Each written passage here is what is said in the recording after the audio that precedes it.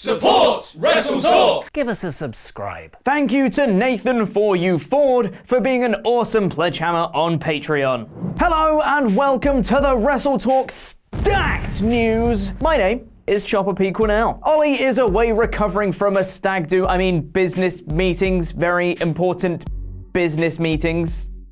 So today I'm stepping in his place. As per the name of the episode, we've got a stacked show for you today, including a brand new 24/7 champion, a new TakeOver being announced on the same day as an All Elite Wrestling show, and a New Japan Pro Wrestling show, the latest on Tommaso Ciampa's road to recovery, and we'll be spilling all sorts of tea, as not only have some more WWE stars echoed what Jon Moxley has been saying on Chris Jericho's podcast, but Jon Moxley has spoken in depth again about some more inner workings within WWE and pops a few hard shots towards none other than Brock Lesnar. Click the timestamps in the video description below to be taken to any of those stories right now. But before we start, make sure to have yourself a super click party. Super click!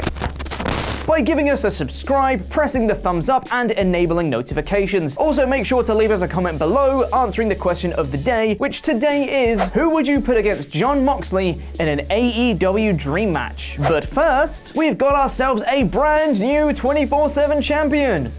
Sort of. Yesterday on pretty much all of WWE's social media accounts, we got exactly what I was hoping for with the 24/7 championship. None of this nonsense where an entire undercard of people run around an arena attempting to find the champion. We got some straight up funny ridiculousness. R-Truth and Carmella were on a golf course having a relaxing Sunday away from the stress of WWE, when suddenly a wild Jinder Mahal appeared from out of nowhere, attacking Truth from behind before calling for the ref, who also happened to be there, and then promptly rolling him up to become the new 24/7 champion. As Mahal is a former WWE champion, hopefully this will be a nice long-standing reign where he can really solidify himself as just kidding! After grabbing the belt and attempting to walk away, he was stopped by Carmella, who distracted him for a couple of seconds, which was long enough for Truth to recover and roll Mahal up to regain the championship before he and Carmella escaped on a golf buggy. Although I think Carmella may have jumped the gun slightly, as Truth couldn't actually make it back inside the cart and had to hilariously just hang off the back of it. The 24/7 championship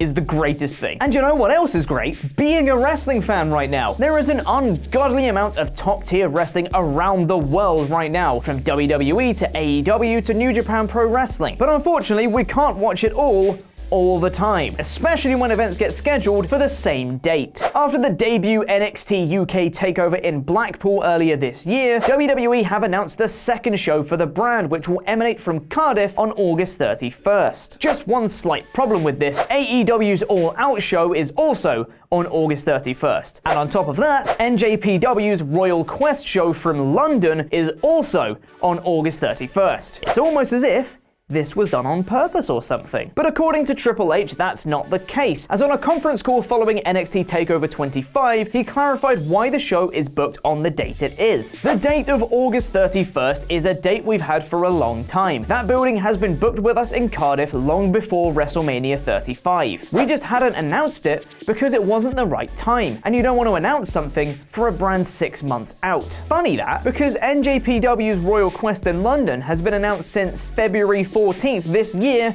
which, wouldn't you know it, is before WrestleMania 35. But then again, Triple H could be telling the truth, and it's all a happy coincidence. Either way, August 31st is a busy day for wrestling fans, as All Out will be broadcast later on in the day due to time zones being a thing that exist. Something else that was brought up on that post-TakeOver 25 conference call was one Tommaso Ciampa. Ciampa has been sidelined since shortly before NXT TakeOver New Orleans, where he was scheduled to face Johnny Gargano in the culmination of their epic feud. However, his injury was unfortunately too severe to hold off on, and Ciampa entered neck surgery, turning him babyface in the process, and the surgery seemed to be successful. Ciampa would then show up at TakeOver New Orleans to congratulate the new champion on his victory, and has teased progress of his comeback on Twitter. Now Triple H has provided a further update on his condition, and we may be seeing him return to the ring sooner rather than later. He's ahead of schedule and doing extremely well. Ahead of schedule on all of it and moving along. But with the type of injury he had and the type of surgery he had, especially in this from a physicality standpoint, you're not doing anything until you're 100%. So he's still got a ways to go but he's way ahead of the curve and the schedule. This is some fantastic news for Ciampa fans, as not only was the length of the recovery time in question, but whether Ciampa would actually be able to wrestle at all was also undecided. Now it seems that worry in particular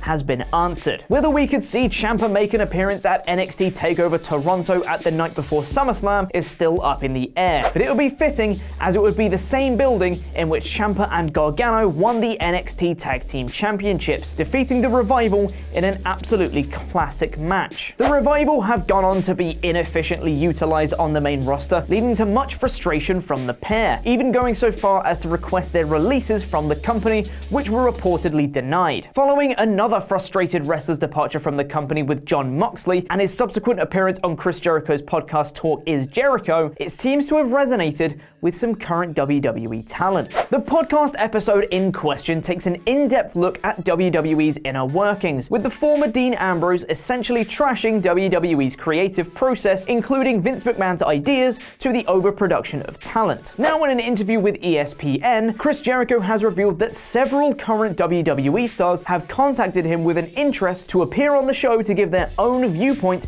on a similar subject to Moxley's. I have heard from a lot of people who are working there saying I can't wait to do my version in X amount of months. There's been a relatively public animosity within WWE as of late, with the aforementioned Revival, Luke Harper and Micah Maria Kanellis all requesting their releases from the company, which have been denied, with Sean Spears, the former Ty Dillinger, and Dustin Rhodes, the former Goldust, both being granted their releases. Also, Sasha Banks has been in a stalemate with WWE since WrestleMania 35, when she and former tag partner Bayley lost their women's tag team championships to the Iconics, not appearing on any show since then. It had also previously been reported by Dave Meltzer of the Wrestling Observer that backstage morale within WWE was at an all-time low. Considering the growing backstage presence of those unhappy within the company, any one of those names mentioned, or others that the public don't know about yet, could be waiting to escape WWE and do their own Moxley-style podcast episode with Jericho. I, for one, can't bloody wait. Moxley's episode was an absolutely fascinating listen, and potentially getting more of that from various different perspectives excites me greatly. But you don't have to wait if you want more of Moxley shooting on WWE, because he's done a whole lot more of it.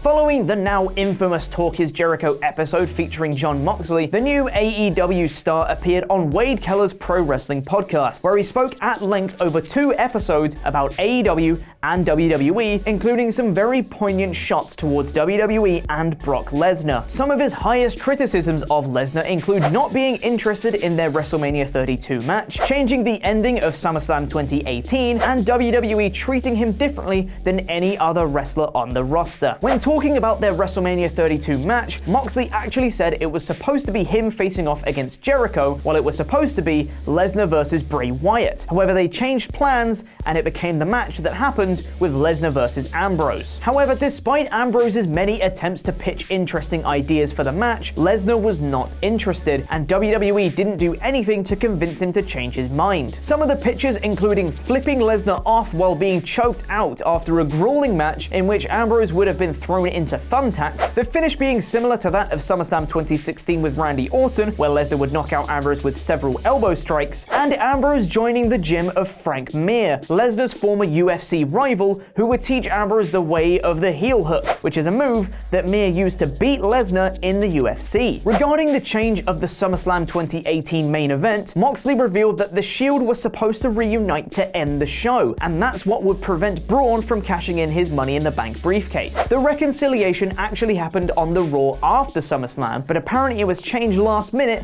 thanks to Lesnar. At 6 p.m. before the show, everything that was supposed to happen, the Shield coming out that the writers have been working on tirelessly to have this perfect ending at SummerSlam that was good. Brock comes in at 6 p.m. and changes everything. And Vince is like, okay, we're gonna go with Brock's idea. And it made everybody else look stupid except Brock. And the writers are just sitting there watching it in a room, and they're just like, come on, we had this great ending to the show. On top of this, although we didn't need Moxley to tell us this, Lesnar is treated differently to other wrestlers. Moxley spoke about when Lesnar arrived at 3 p.m. on the day of their WrestleMania match, when the show was due to start at 5 p.m. If any other talent did something similar, there would be severe consequences, but clearly, Lesnar is exempt from these. The podcast episodes in question talk about a whole host of other topics across the spectrum, and it once again is a fascinating listen. It seems only a matter of time before we get much more of these podcast episodes as the wrestling world continues to change and evolve. Apart from Baron Corbin being in main events of Raw. That'll never change. Check out El Fakador and housemate Simon talking about Hideo Kojima's new project, Death Stranding, by clicking the video to my right. A special thank you to our pledge hammers on Patreon, some of whom you can see scrolling below me right now. Make sure to super click your way to the subscribe, thumbs up, and enable notifications icons, and leave a comment answering the question of the day. I've been Chopper Pete Quinnell, and that was wrestling.